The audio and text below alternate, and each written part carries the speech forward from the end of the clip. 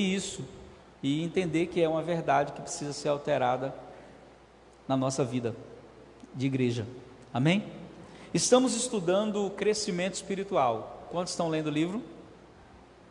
Quantos estão lendo o livro? Eri, não está lendo o livro, não? Ainda não? Por que não? Pois é para começar ontem, tá? Quem não está lendo é para começar ontem, né? Quem não está lendo é para começar ontem.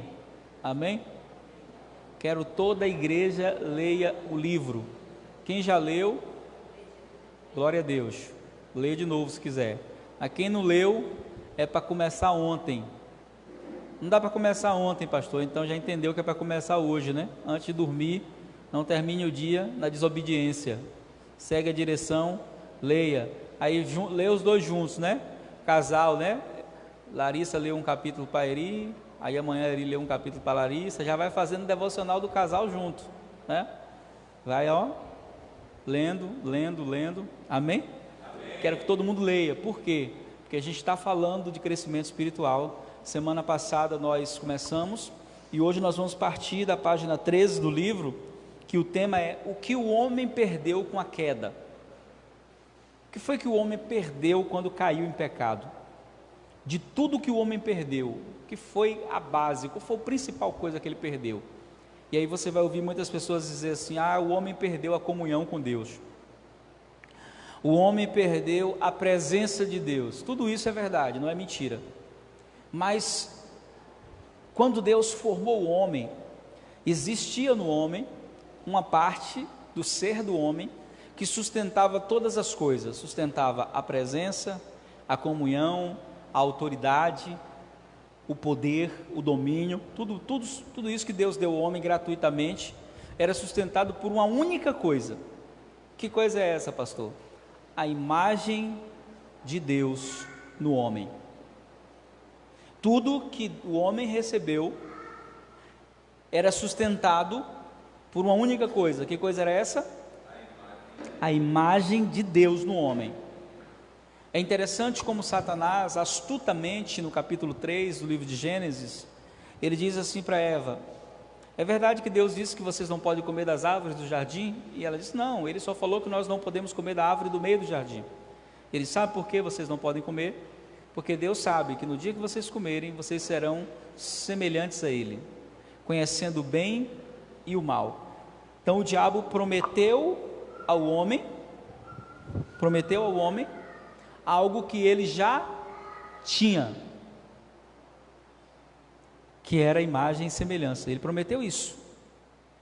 E, na verdade, a mulher, né? Prometeu a mulher. E dentro disso, o homem, quando caiu, ele perdeu. Gênesis 1:28 diz assim: façamos o homem conforme a nossa imagem e a nossa semelhança. Eu falei semana passada que precisamos voltar a falar do propósito eterno de Deus. E o propósito eterno de Deus é que sejamos filhos semelhantes a Jesus. Então, o que foi que o homem perdeu de mais importante na queda, quando ele caiu em pecado? Ele perdeu a imagem de Deus. E aí você hoje ouve alguém falar assim para uma pessoa: nossa, você tem que respeitar as pessoas, porque você é a imagem e semelhança de Deus. Isso não é uma verdade, isso é um sofisma. Por quê? Você precisa entender que depois da queda, ninguém mais nasceu imagem e semelhança de Deus. Ninguém mais. A imagem e semelhança de Deus só existiu no homem até ele cair. Depois da queda, não mais. E aí o livro de Gênesis, né, no capítulo 5, no versículo 3, vai dizer que Adão gerou um filho, Sete. Esse filho chamava Sete, conforme a sua imagem e a sua, não mais a imagem e semelhança de Deus. Como assim, pastor? Quer dizer que se eu não sou uma pessoa que nasceu de novo, se eu não sou uma pessoa que tem uma aliança com Cristo, eu não sou a imagem e semelhança de Deus? Infelizmente não, você é a imagem e semelhança de Adão, e não Adão pleno, Adão caído. Por que que o homem depois da queda não pôde mais ser considerado a imagem e a semelhança de Deus? Por quê? Porque passou a habitar no homem duas coisas que jamais podem existir em Deus. O que passou a habitar no homem depois da queda, que não existiria jamais em Deus? Pecado e morte. O pecado não pode existir em Deus, nunca. Ele é santo. Amém? Totalmente santo. E a morte? A morte não pode, nunca pôde, nem com Jesus. Quando você olha a trajetória de Jesus, você vai perceber que todos os encontros de Jesus com a morte, todos, a morte perdeu. Todos. Filho da viúva de Naim se encontrou com Jesus, a caravana da morte se encontrou com a caravana da vida, Jesus venceu. Filha de Jairo, Jesus venceu. Lázaro, Jesus, a vida venceu. Jesus disse: eu sou o caminho, a verdade. Por que o homem, quando caiu, ele deixou de ser a imagem e semelhança de Deus? Porque ele perdeu a vida de Deus. Deus disse: se vocês comerem, vocês vão morrer. Eles comeram e morreram. Mas eles não caíram duros no chão. Eles continuaram vivos na alma, no corpo, mas o espírito foi fragmentado, perdendo a sua imagem original, porque o espírito perdeu a vida de Deus. A palavra aí no grego é zoe, vida de Deus. Quando Jesus disse: eu vim para que tenham, você pode entender Jesus dizendo também: eu vim para devolver a vida que você perdeu na queda. Essa vida não é qualquer vida, ela é uma vida abundante. O que é a vida abundante? É a vida de Deus dentro de você, através do próprio Cristo. Então o homem perdeu isso na queda, e com a queda, a imagem de Deus foi destruída no homem. Sempre que eu falo disso, eu penso em um espelho inteiro, e você se olhando no espelho. Quando você se olha no espelho inteiro, você tem uma visão plena de você, pelo menos de frente, não é assim? É interessante porque a palavra imagem no grego é a palavra doxa, e doxa significa face, cara. Então eu posso afirmar para você algo que parece absurdo para alguns, mas antes da queda, quando Deus olhava para o homem, o que Deus via quando Ele olhava para o homem? O que é que Deus via quando Ele olhava para o homem? Ele via Ele mesmo. Ah, pastor, isso é um absurdo. Deus se via assim, porque Deus não enxergava estrutura física, Deus enxergava o espírito, e o espírito do homem era plenamente santo. Então Deus olhava e Ele via Ele mesmo. Quando o homem caiu, eu sempre penso no espelho da seguinte maneira: o mesmo espelho que você se viu, mas como se alguém tivesse golpeado ele e ele ficasse todo fragmentado. Você chega diante de um espelho desse, você consegue se ver? Claro que consegue, não é? Você não consegue se ver, não é? Você não se vê? Não se vê? Se vê, sim, claro. Só que você não se vê exato. Você vê várias faces suas, não é assim?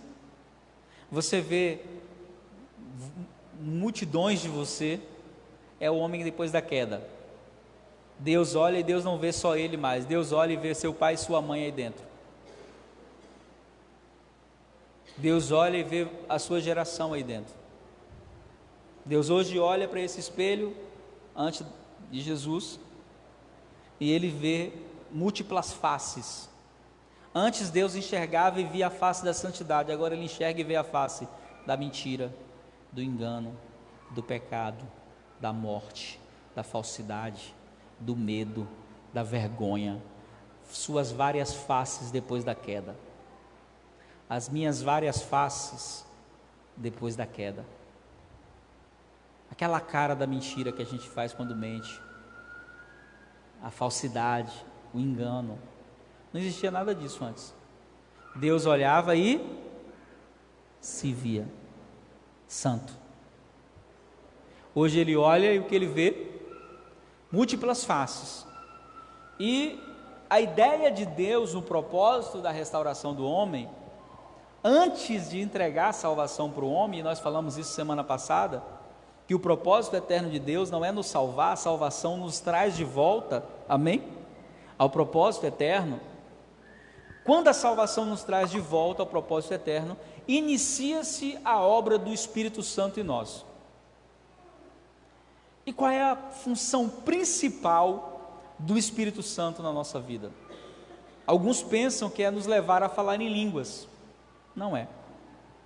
Alguns pensam que a função principal é nos levar a receber um poder de Deus. Também não é. A função principal do Espírito Santo é restaurar a imagem de Jesus em nós. Amém? Amém? Ninguém na terra pode fazer isso. Somente o Espírito Santo. Ninguém no mundo pode fazer isso. Somente o Espírito Santo. Aí sempre que eu falo disso, eu penso da seguinte maneira: é como se nós fôssemos uma casa velha, quando o Espírito Santo nos encontrou. Amém? Alguma dessas casas velhas ainda tinha uns moradores ruins dentro, uns demônios, uns espíritos ruins. Jesus entrou nessa casa velha, amarrou o valente e começou a obra de restauração nessa casa. Diga glória a Deus por isso. Se você pudesse ver hoje no mundo espiritual, está escrito assim, ó, em obras. Como é que está escrito? E aí Filipenses 1 versículo 6 diz assim: aquele que começou a boa obra em sua vida vai completar. Você crê nisso? Amém. Então, primeira coisa que eu preciso entender: ninguém tem direito de julgar uma obra que não terminou ainda. Você passa ali e a casa está construindo, você diz: nossa, que casa que está feia, não terminou ainda, amém? Então diga para o seu irmão assim, olha para o seu irmão e diz assim: meu irmão, a esposa fala com o esposo agora, o marido fala com a esposa, o solteiro fala com o irmão do lado, né? Diga assim: meu irmão, tenha paciência comigo, a obra não está completa ainda não. Amém? Mas ele vai completar a boa obra, você crê nisso? Que obra boa é essa, pastor? Que boa obra é essa?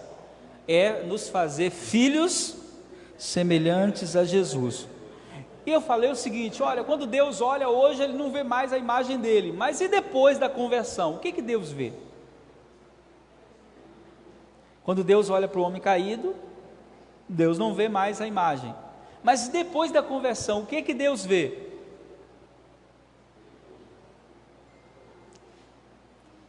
Igreja que pensa, agora é hora de pensar, porque crer é também pensar.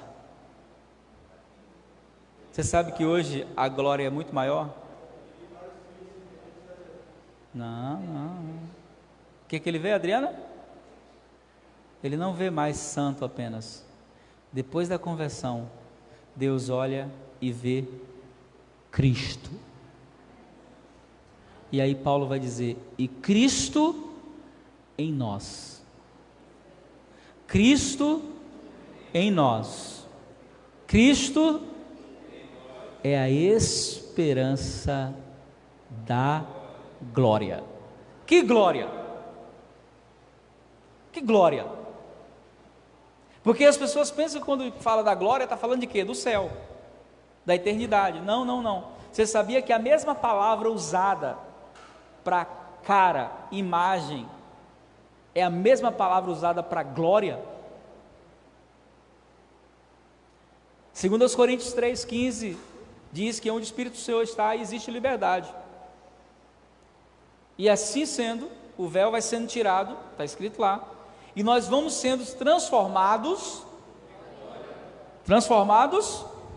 de glória em glória, de glória em glória. Sabe o que significa isso? Você chega todo acabado na presença de Jesus. Recebeu Jesus, Deus não vê mais um ser acabado, destruído pelo pecado. A morte e o pecado já não são mais vistos. Deus olha e vê Cristo dentro de você. E sabe o que Deus pensa quando Ele vê Cristo dentro de você? Ele diz que essa glória vai crescer dentro de você. E à medida que essa glória, e aí entenda a glória não apenas como uma luz, uma áurea espiritual. A gente fala da glória e a gente pensa assim, em uma luz inacessível. Não, glória é imagem, amém? Cara, face. Então quando Deus olha para você, Deus está olhando para você e diz assim: nossa, como ele está ficando parecido com o papai. Coisa linda, né? Quando não está ficando parecido com o papai, aí papai fica triste. Porque a ideia do Pai espiritual, do Pai celestial, nosso Pai Deus, é que você seja transformado de glória em glória. E aí a gente vai entrar num assunto aqui que é bem polêmico, porque meio que quebra um paradigma de muitos anos. O paradigma que às vezes, aprenda uma coisa sobre a Bíblia. Nós não podemos pegar um texto isolado e fazer uma afirmação. Não podemos. Porque todas as vezes que nós pegamos um texto isolado e fazemos uma afirmação, nós criamos uma falsa doutrina. Já dizia uma fala teológica que diz, texto sem contexto é pretexto para você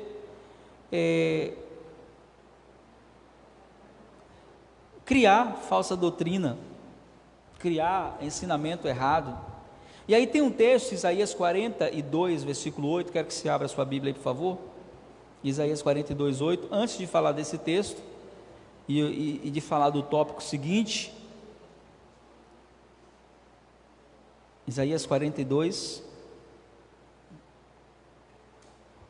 versículo 8.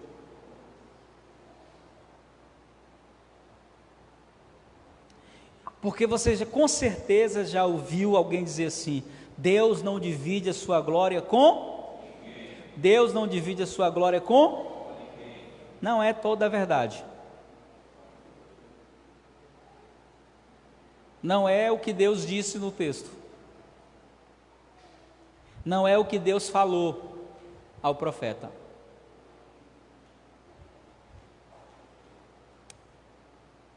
Deus não divide sua glória com ninguém. Não foi isso que ele disse. De maneira alguma. No versículo 42, capítulo 42, versículo 8, ele diz: eu sou o Senhor, esse é meu nome, e minha glória, pois a outro não darei. Mas que outro ele está falando? Aí diz: nem o meu louvor, as imagens de escultura. Por que eu estou falando isso para você? Porque a palavra glória não é uma áurea, uma luz, é uma imagem. A imagem de Deus ele não divide com nenhum ídolo. Por isso que ele não quer que faça imagem deles. Ele não precisa, nenhuma imagem definiria Deus totalmente. Mas Deus compartilhou, dividiu, derramou, como você quiser receber, entregou a sua glória aos seus filhos. Quantos aqui são filhos de Deus? Como assim, pastor? O que é a glória de Deus? A glória de Deus é a sua imagem. E essa imagem foi compartilhada com os seus filhos. Quem disse isso? Jesus. João capítulo 17, vamos ver? Jesus falando sobre isso. Evangelho de João, abre aí. Evangelho de João,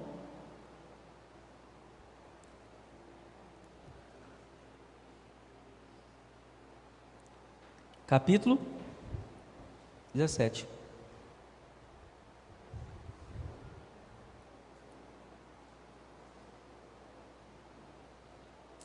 Todos encontraram? O primeiro versículo que a gente vai ler é o versículo de número 5. Jesus diz assim: glorifica-me agora tu, ó Pai, junto de ti mesmo, com aquela glória que eu tinha contigo antes que o mundo existisse. Eu quero que você entenda que todas as vezes que aparece a palavra glória aqui, eu quero que você não pense uma áurea, uma luz. Eu quero que você pense na palavra imagem, que você use agora a palavra imagem como sinônimo de quê? De glória. Então Jesus está dizendo assim: glorifica-me agora, ó Pai, junto a ti, com aquela imagem que eu tinha antes que o mundo existisse. Porque aqui na terra ele não estava na sua imagem plena. Por isso, Hebreus capítulo 12, que é um versículo que eu amo, um capítulo que eu amo muito, diz que Jesus suportou toda afronta e pecado pela alegria que lhe estava proposta. E aí quando eu leio esse texto, eu me pergunto, que alegria poderia ser desconhecida para o autor da alegria? E aí como foi que Jesus, ou melhor, como foi que Deus compartilhou a glória dele conosco? A Bíblia diz que Jesus era o unigênito do Pai. Sabe o que significa isso? O Filho único. Depois da queda de Jesus, da queda do homem, depois da queda do homem, só Jesus, ninguém mais, tinha a glória exata de Deus. Hebreus vai dizer, ele é a expressão exata da glória de Deus. Só Jesus, ninguém mais. O homem perdeu, os anjos não têm essa glória. Nem Miguel, nem Gabriel. Por isso nenhum deles pode chegar diante do trono e adorá-lo como Pai. Adoram a Ele como Senhor, como Deus dos exércitos, como soberano, como eterno, mas só pode adorá-lo como Pai quem tem a imagem de filho. E sabe quem tem essa imagem de filho? Você e eu. Ninguém mais. Por isso você não encontra nos cânticos dos anjos na Bíblia, que adoram Ezequiel, Daniel, lá no livro de Ezequiel, no livro de Apocalipse, você não encontra em nenhum lugar os anjos chegando diante do trono de Deus e chamando ele de Pai, não tem. Por isso Jesus disse que Deus busca verdadeiros adoradores. Deus não busca adoração, Deus busca adoradores, que o adorem em espírito e em verdade. Que adorem como? Que adorem como? O que é adorar em espírito? É você fechar os olhos e ficar assim. Não. A Bíblia diz que o Espírito que você recebeu, o Espírito novo, recriado, novo homem, seu novo homem, diga glória a Deus. O seu Espírito, o Espírito recriado em você, que Jesus te deu, que Jesus te entregou, esse Espírito, ele tem uma linguagem espiritual, que é manifesta por meio do falar em línguas, amém? Nem todo mundo consegue, porque nem todo mundo recebeu ainda, mas existe uma linguagem que eu chamo de linguagem primordial. Você pode até não ser batizado no Espírito Santo ainda, mas se você já é filho de Deus, o seu Espírito já tem essa linguagem. Que linguagem é essa, pastor? A Bíblia diz que o Espírito dentro de nós clama dizendo: Abba, Pai. Como é que ele clama? Abba, Pai. Essa é a linguagem oficial dos filhos de Deus. E por que o Espírito clama Abba, Pai, e não Deus, Senhor, meu Rei, meu Eterno? Porque nós recebemos um presente de Deus através de Jesus. Que presente foi esse? Jesus era o unigênito. Depois da queda do homem, ninguém mais poderia se achegar diante de Deus como filho e nem glorificá-lo como tal. E o que Jesus fez? Jesus abriu mão da sua posição de unigênito e se tornou o primogênito entre muitos irmãos. Onde estão as pessoas que foram beneficiadas? O primogênito entre muitos irmãos. Diga glória a Deus por isso. Quer dizer isso, pastor? Quer dizer que Jesus compartilhou, dividiu a glória dele de filho com você. E essa glória que hoje está em nós, essa glória hoje que se manifesta em nós, ela veio como um presente da graça infinita de Deus. Para que essa glória se manifeste em nós, Jesus teve que morrer por mim e por você. E aí sabe o que aconteceu quando ele morreu? Versículo 22 do capítulo 17. Quando Jesus morreu, o que aconteceu, pastor? Todos encontraram aí, versículo 22, capítulo 17? Me acompanhe na leitura da Bíblia. Capítulo 17, versículo 22. Olha só o que Jesus diz aí. Ah não, Deus não divide a sua glória com ninguém. Não, Ele não divide a glória dele com os ídolos. Isso significa, pastor, que eu tenho que receber adoração? Não, não confunda as coisas, não é isso que eu estou falando. Eu estou apenas dizendo para você que a mesma imagem que Ele tem, Ele compartilhou com você. E quem disse isso? Jesus. Jesus diz assim no versículo 22: e eu deles o quê? A glória. Vamos ler agora usando a palavra. E eu deles a imagem que a mim me deste. Que imagem foi dada a Jesus? Preste atenção. Você entende que Jesus é Deus? Quantos creem que Jesus é Deus? Eu creio. Para Jesus ter se tornado filho, Deus, que é Ele mesmo, e aí não tente processar isso com mente racional, que você vai dar um nó na mente aí.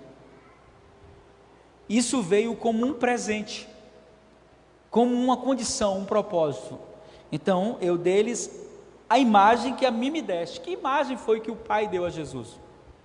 A imagem de Deus? Foi? Não.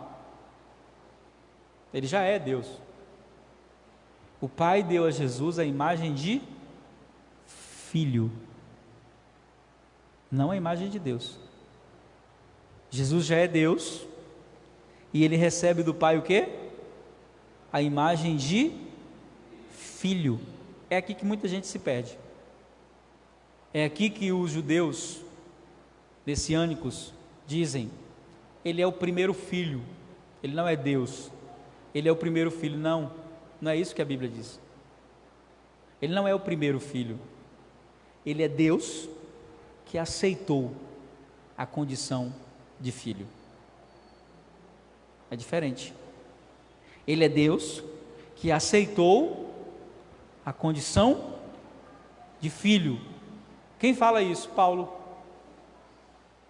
Capítulo 2 de Filipenses diz: sendo em forma de Deus, não teve por usurpação ser igual a Deus. Antes, a si mesmo se humilhou, se esvaziou, tomando a forma de filho, de servo, de homem, sendo obediente até a morte e morte de cruz. Quantos estão entendendo o que eu estou falando? Estou percebendo que vocês estão assim meio voados, né? Pega a visão, fala para o irmão, pega a visão, irmão. Jesus é Deus, amém? Mas para resgatar eu e você, Ele não podia resgatar como Deus. Ficou mais claro? Jesus não podia nos resgatar como Deus. Por que Ele não podia nos resgatar como Deus? Porque seria injusto. Não foi Deus que caiu no Éden, né, Luca? Sem cochilar, que está filmando, né? E aí você cochilando aí, irmão, vai sair no ao vivo aí, o pessoal vendo você fumando, dormindo aí. Cadê o cameraman para quando eu falar virar assim porque está cochilando? Então, Jesus é Deus. Fica comigo aqui, vamos lá. Até os que estavam dormindo. Jesus é o quê? Deus. Como Deus, Ele não pode nos resgatar. Por que não? Porque não foi Deus que caiu no Éden. Quem caiu no Éden foi quem? O homem. Não foi Deus, foi o homem. Então, para nos resgatar, Ele tinha que se tornar homem. E para se tornar homem, Ele não tinha que vir apenas como um homem, ele tinha que vir como um filho. Então Jesus é Deus, mas não teve por usurpação ser igual a Deus. Essa história que você vai ouvir por aí, não, Jesus não é Deus, Jesus é o primeiro filho de Deus. Os testemunhos de Jeová creem dessa maneira, os judeus messiânicos creem dessa maneira, mas a verdade bíblica é outra. A verdade bíblica é que ele é Deus e ele aceita a condição de viver isso aqui. Deles a glória que a mim me deste, deles a imagem que me deste. Então o pai diz: precisamos resgatá-los, e para resgatá-los alguém tem que se manifestar como homem. Quem é essa pessoa? Jesus sou eu. Você não tem noção do quanto isso foi humilhante para Jesus. Humilhante, pastor? É o que Paulo diz.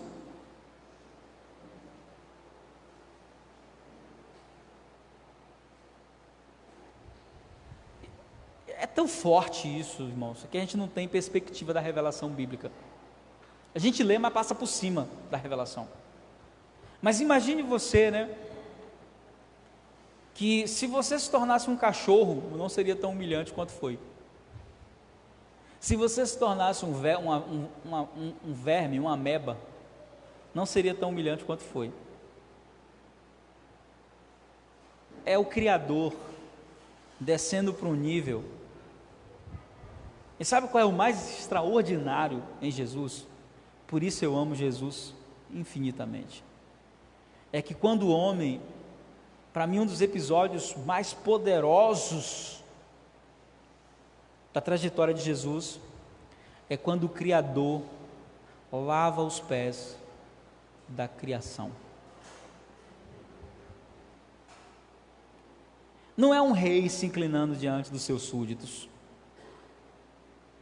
Não é um general se inclinando diante dos seus soldados. Não é um senhor se inclinando diante dos seus escravos.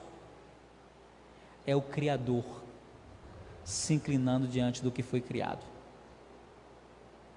A humildade de Jesus precisa ser restaurada em nossas vidas. Amém. O que é a humildade de Jesus? Deixa eu contar um testemunho para você. Cheguei aqui essa semana para gravar e tinha 2 moradores de rua aqui na porta do templo, sentados, embriagados. E quando eu os vi sentados na porta aqui do templo, eu lembrei de uma música do meu querido amigo Salomão Rocha, conhecido por vocês como Salomão do reggae. E tem uma música de Salomão, não me lembro exatamente qual, que diz que nós devemos tratar mendigos como reis.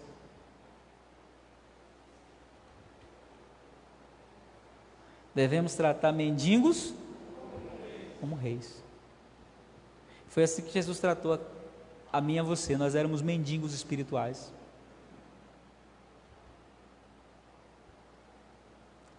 Augusto Cury, uma entrevista linda na Ana Maria Braga, diz assim: Jesus era lindo em todas as maneiras porque ele tratava prostitutas como rainha e mendigos como rei.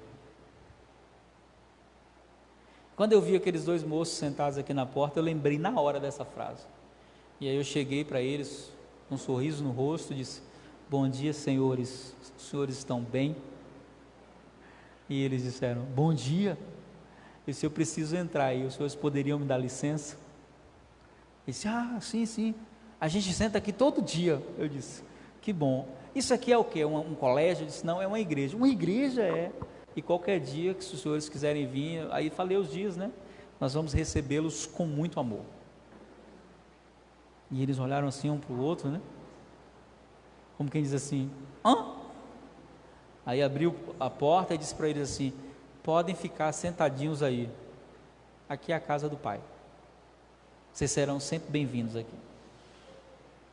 E subi. Isso com certeza ficou no coração deles. Sabe por quê? Porque o nosso Senhor, o Criador, tratou mendigos como reis, abraçou leprosos. Mateus capítulo 8, versículo 1, ele desceu do monte, acabou de pregar o sermão mais poderoso da história, o sermão do monte. Quando ele desce do monte, aqueles que não puderam ouvir o sermão porque eram leprosos, um homem que não podia ter acesso a ele, que não pôde se aproximar no sermão, vem até ele e de longe grita: Jesus, se tu quiseres, pode me tornar limpo. Ele poderia liberar uma palavra e dizer: fique limpo. Mas Mateus 8:1 diz: ele o tocou. Quantos anos será que aquele homem não recebeu um toque humano? Há quanto tempo será que aquele homem não recebia o toque de um ser humano? Por isso que a gente está lá no carnaval, é tocando leproso mesmo, é tocando as pessoas que ninguém quer tocar, é tocando gay, é tocando lésbica, é tocando quem passa, é tocando cachaceiro, é tocando morador de rua, é tocando. Jesus toca nele e diz: eu quero, fique limpo. Não foi só uma cura, foi a restauração de um coração. Então, quando o texto diz que Jesus, sendo Deus, não teve por usurpação ser igual a Deus, está dizendo que quem aceitou a condição de ser filho, foi ele. Porque se ele não se torna filho, né? Eu dei-lhes a glória que tu me deste. Que glória que Deus deu a Jesus? A glória de filho, a imagem de filho. E aí na imagem de filho ele vem. Mesmo sendo filho, Hebreus 5:8, teve que aprender a obediência por aquilo que sofreu, ou seja, Jesus foi esmagado. Hebreus também vai dizer que ele sofreu todo tipo de tentação, para que no momento que você estiver sendo tentado, você possa chegar até ele, ele vai te ouvir, porque ele vai te compreender, porque ele já teve nesse corpo de carne, ele já viveu aqui como filho. Mas para que Jesus nos entregasse a glória, tinha que haver uma troca. E a troca era, ele tinha que pegar a nossa imagem de pecador.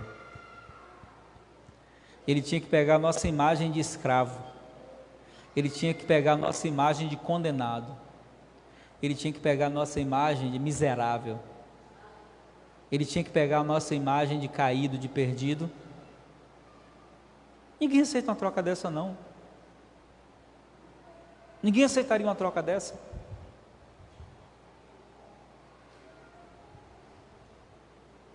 Não tem como aceitar uma troca dessa. Além de trocar e se colocar na condição que era nossa, iria acontecer algo com ele que em toda a eternidade jamais havia acontecido. Era o preço da troca. Pela primeira vez na história, a morte conseguiria vencer a vida. Mas não ia vencer porque a morte é poderosa, ia vencer porque a vida se rendeu, ia vencer porque a vida se entregou. Não foi a morte que matou Jesus não, viu? Ele entregou o Espírito não à morte, ele entregou o Espírito ao Abba, ao Pai.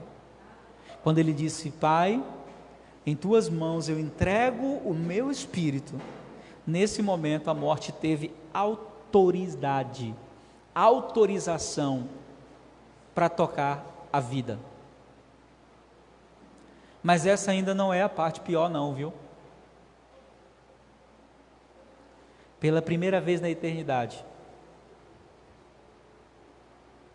aquele que nunca havia se separado do Pai, que é um com o Pai, que não sabe o que é estar distante um segundo do Pai. Você e eu, quando a gente peca, que a gente ama a Deus de verdade, quando nós pecamos, a primeira coisa que nós sentimos é que distanciamos-nos de Deus.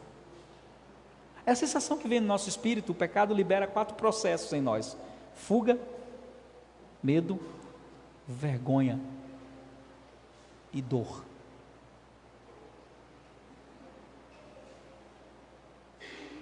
Não sei você, mas você sofre, porque você sente que se afastou de Deus, mesmo Deus não se afastando da gente, Ele vindo nos buscar.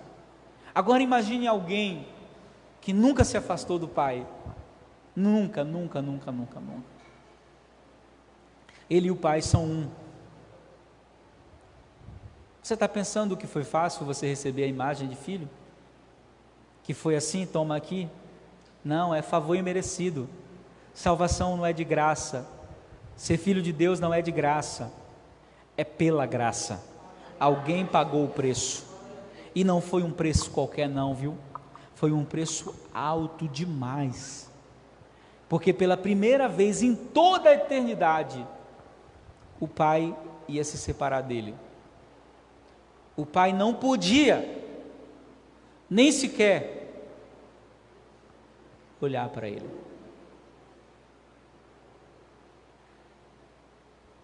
O grito mais desesperado de Jesus na cruz não é quando a lança fura ele. O grito mais desesperado de Jesus não é quando ele é chicoteado pelos carrascos romanos. O grito mais desesperado de Jesus não é quando a coroa de espinhos fura sua cabeça.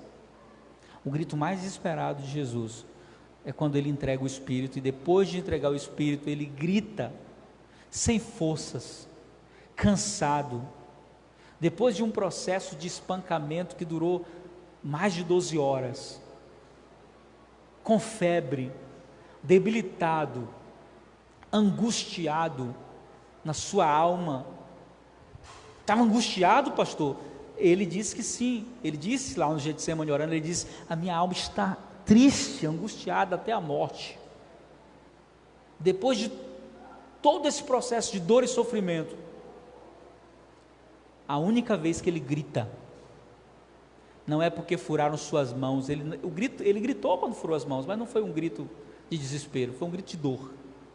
Mas o grito de desespero vem quando ele levanta sua voz e diz: Eli, Eli, lama sabachthani. Deus meu, preste atenção, é a única, primeira vez que Jesus não chama Deus de Pai. Ele só vai fazer isso depois da ressurreição.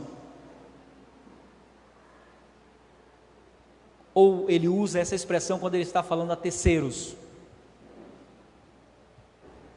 Quando ele diz adorar a Deus, quando ele diz há um bom só que é Deus, está falando a terceiros. Mas diretamente com o Pai, Jesus não usava a palavra Deus. Diretamente com o Pai, Jesus usava a palavra Abba, sempre.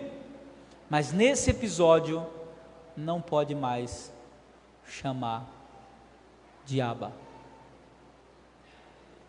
Até entregar o Espírito, sim, ele diz: Pai, em tuas mãos eu entrego. Mas esse momento de dor, Jesus diz: Deus meu, por que me desamparaste? E todo esse preço tinha um propósito. Sabe qual era o propósito? Entregar a mim e a você de volta a imagem de filho, a glória de Deus. Deus dividiu sua glória, compartilhou sua glória, sim. Com quem? Com você, comigo, com os filhos. Segundo aos Coríntios 5:21 diz: aquele que não tinha pecado, Deus fez pecado por nós, para que nele, quantos estão nele? Fôssemos feitos a justiça de Deus. E sabe o que isso aconteceu? Eu deles a tua glória, que a mim me deste, para que sejam um, como nós somos um. Eu neles. Quando Deus olha para você hoje, o que é que Deus vê? Cristo. E tu em mim, para que eles sejam perfeitos em unidade. Por isso que a unidade é algo necessário. Nós precisamos pagar o preço da unidade, amém? O preço da unidade não vai ser maior que o preço que Jesus pagou, não, viu? O preço que ele pagou foi o maior, muito maior, muito, infinitamente maior. Deixou sua glória, deixou sua posição, deixou tudo, com um único propósito. Qual o propósito? Compartilhar comigo e com você a glória de Filho de Deus. Esse é o propósito eterno. sermos uma família de muitos filhos semelhantes a Jesus. Amém?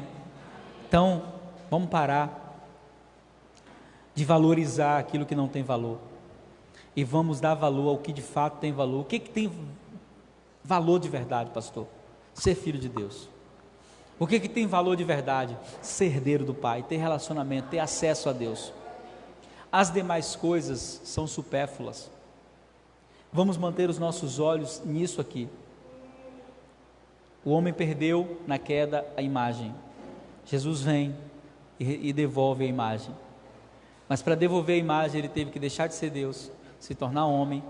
Sendo homem, teve que se humilhar até a morte de cruz, e nos devolver. Ele teve que deixar de ser unigênito e se tornou primogênito, para que eu e você pudéssemos hoje ter acesso livre ao coração de Deus. E como é que Deus me vê hoje, pastor?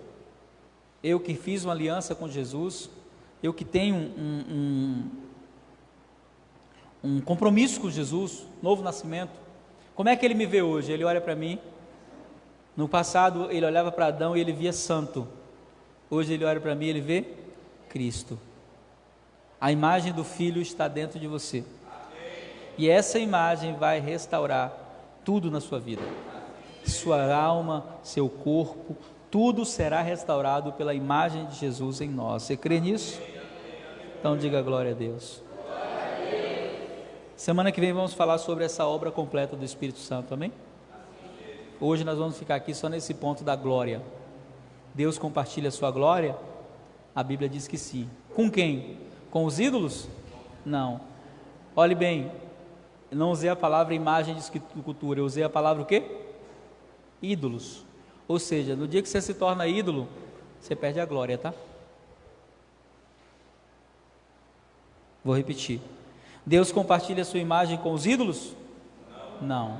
Compartilha a sua imagem com quem? Mas se você, filho, começar a se tornar ídolo, perde a glória. E sabe o que te sustenta? A glória. Sabe do que Satanás tem medo? Da sua cara bonita de crente? O diabo tem medo do seu tempo de crente. O diabo tem medo do quanto que você conhece de Bíblia. Ele conhece mais. O diabo tem medo de quem? De Jesus. O diabo tem medo de quê? Da glória. O diabo tem medo da imagem. Que imagem? A imagem de Cristo dentro de você. O diabo não está nem aí para o seu tempo de crente. O diabo não está nem aí para o tempo que você ora. O diabo tem medo de mim porque eu oro muito. O diabo tem medo de mim porque eu sou uma pessoa que prego a palavra. Quando Salomão ergueu o templo, a glória de Deus, a Shekinah, encheu a casa. E Deus liberou um decreto. Deus diz: no dia que vocês pecarem, eu vou tirar minha glória desse lugar. E quando eu tirar minha glória, sabe o que vai acontecer? Não vai ficar pedra sobre pedra. Quando Israel insistiu no pecado, Deus tirou a glória. Nabucodonosor entrou, arrancou até as pedras do fundamento do templo. Porque o que protegia o templo não era o exército de Israel. O que protegia o templo não era a riqueza que ele tinha. O que protegia o templo era a glória. Quem entrasse ali morria, porque a glória de Deus matava. O que protege você não é o dinheiro que você tem na conta. O que protege você não é o tempo que você tem de ministério. O que protege você não é a grandeza do seu chamado. O que protege você é a imagem de Jesus, a glória de Deus em você. O que é a imagem de Jesus? A imagem de Jesus é a glória de Deus em nós. Porque Cristo é a exata imagem da glória do Pai. E sabe onde Cristo está hoje? Em um vaso de barro. Segundo aos Coríntios 4:8, temos porém esse tesouro. Que tesouro? A glória de Deus, Jesus, em um vaso de barro. E sabe o que diz lá? Para que a excelência seja dele e não nossa. Então tudo que vai acontecer na sua vida não vai acontecer porque você é bom não, meu irmão. Não vai acontecer porque você é um bom crente, porque você é um bom evangélico. Vai acontecer porque você é filho, e por ser filho você é herdeiro. E você não é herdeiro apenas de bênçãos e promessas, você é herdeiro da maior de todas as vitórias, da maior de todos os tesouros. Você é herdeiro da glória de Deus, você é herdeiro do próprio Filho. Ele vive em você. Cristo em nós, a esperança da glória. Cristo em nós, esperança da glória. Então é Cristo. Nunca foi sobre nós, sempre foi sobre Ele. Amém? Sempre foi sobre Ele. O que é que Deus queria? Cristo na terra. Através de quem? De Adão. Não deu certo. Adão caiu. Deus desistiu do seu propósito eterno? Não. Deus insistiu. E Cristo em nós é a esperança da glória. Fica de pé para a gente orar.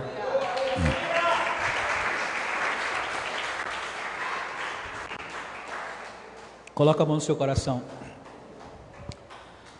Vamos agradecer. Depois de uma palavra dessa, a coisa que nós podemos fazer, sabe o que é? Agradecer. Te agradecer, Jesus, por tua morte na cruz. Te agradecer. Vamos entrar na linha do tempo nessa hora, da eternidade. Vamos agradecer desde o princípio, amém? Queremos te agradecer, Jesus, porque tu deixaste a tua posição. Conforme está escrito, Senhor, em Filipenses capítulo 2, mesmo sendo Deus, tu não tivesse usurpação de ser igual a Deus, mas se humilhou, e nós te agradecemos por isso.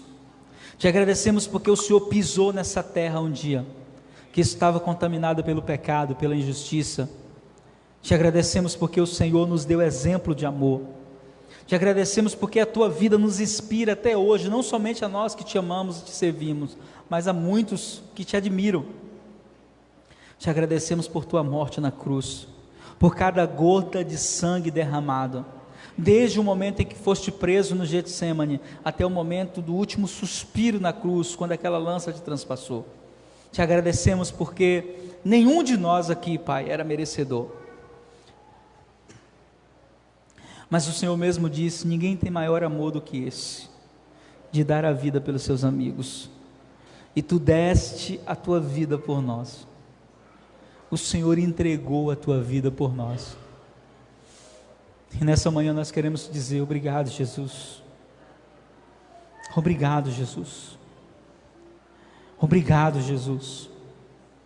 Nós abrimos o nosso coração para ti nessa manhã e dizemos: obrigado, Jesus. Obrigado por tudo que fizeste. Nunca nos deixe esquecer de que tudo que temos, somos, fazemos, é porque a tua presença está em nós. É a tua imagem que nos sustenta. É a tua imagem que nos mantém de pé. Não estamos de pé porque somos fortes. Não estamos de pé porque somos conhecedores da palavra. Estamos de pé porque a tua glória nos sustém. E nós queremos te honrar nessa manhã dizendo: obrigado. Te louvar, Jesus, porque tu és bom, porque teu amor dura para sempre, e porque o Senhor insiste conosco, mesmo quando nós às vezes pensamos em desistir, em virar as costas e fugir, como nós cantamos aqui. Hoje o Senhor vai lá e nos encontra, nos resgata, nos busca, mergulhados nas nossas dores, nos nossos traumas, nas nossas angústias. O Senhor nos busca, e o Senhor nos traz de volta com imenso amor. Obrigado por isso, Jesus.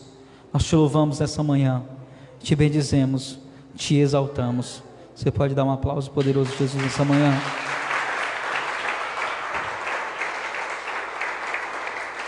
Aleluia. Pode sentar, queridos.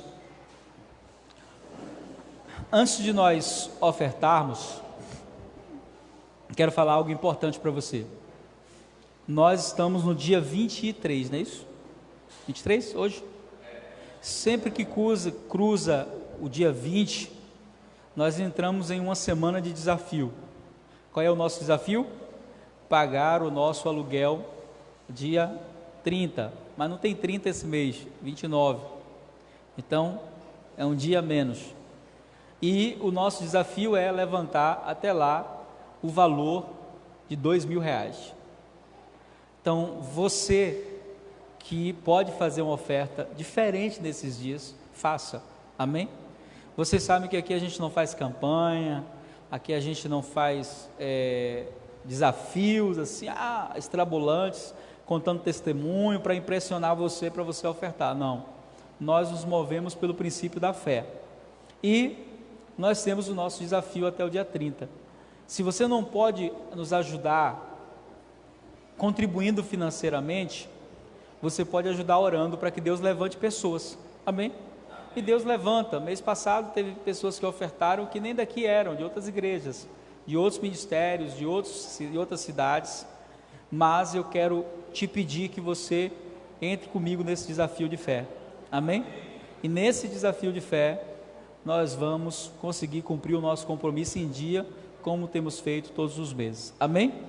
Então, prepara aí sua semente, prepara a sua oferta. As pessoas que estão nos acompanhando pela internet, né, se você quiser ofertar também no ministério, procura a gente, né, faz isso. Tem pessoas que têm feito isso.